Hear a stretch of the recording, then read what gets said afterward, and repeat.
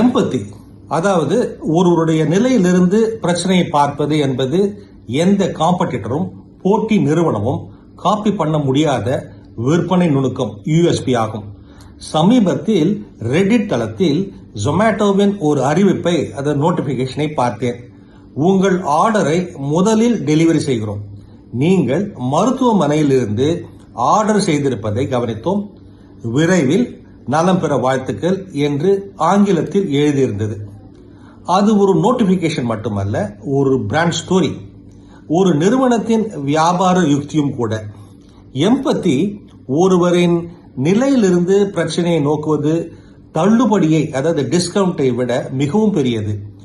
அனுபவம் சமூக ஊடக அல்காரிதம்களை விட உயர்ந்தது.